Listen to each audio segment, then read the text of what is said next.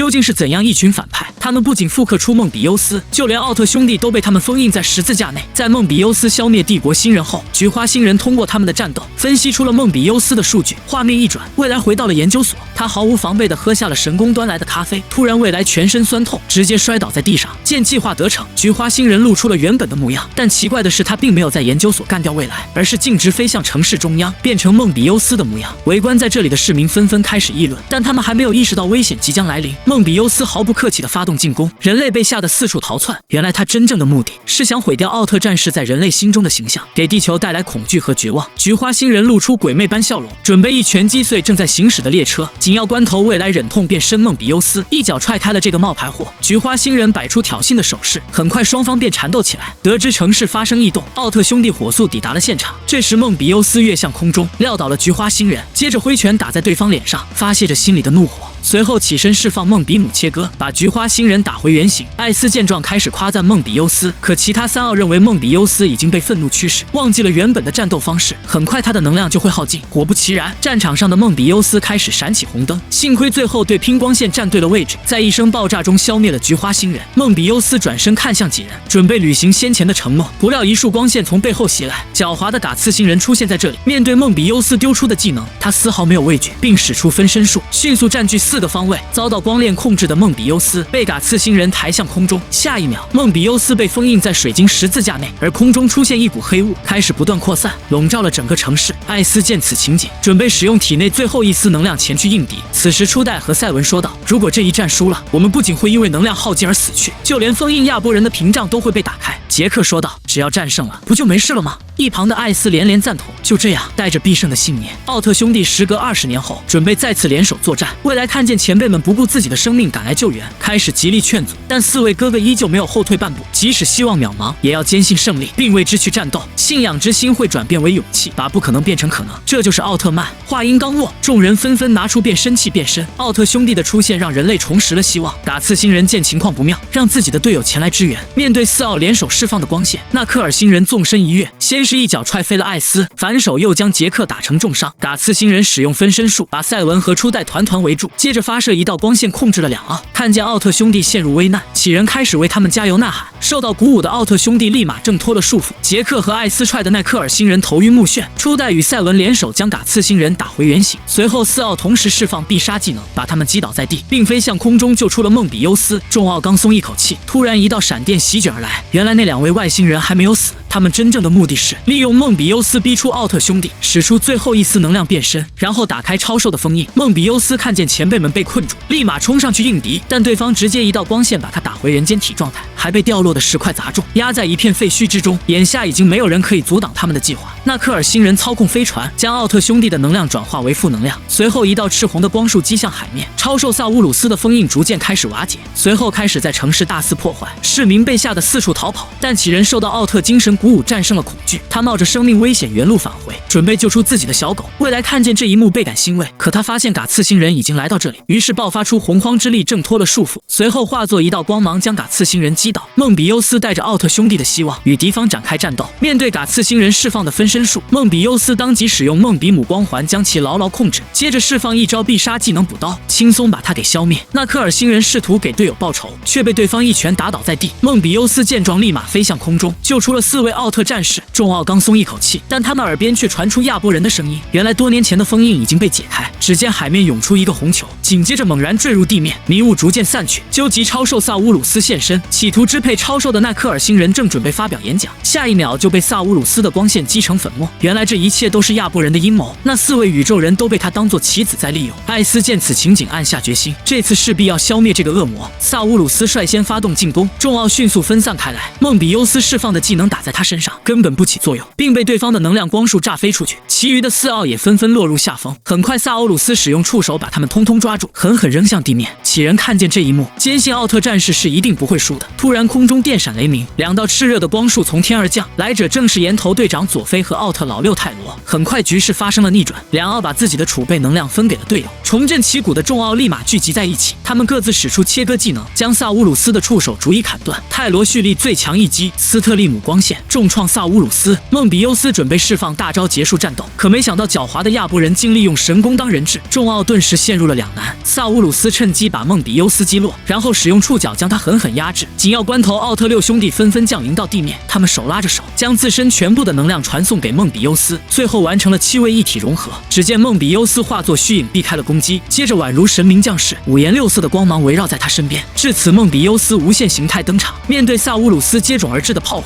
梦比优斯利用速度的优势来回穿梭，随后瞅准时机把神弓救了出来。被贯穿身体的萨乌鲁斯开始崩塌，最终变成一堆煤炭，而亚伯人的怨念也消失在光芒中。夕阳下，梦比优斯来到杞人面前，履行了答应他的约定。故事的结尾，佐菲和泰罗回到了光之国，其余4奥选择以普通人的身份在地球继续生活。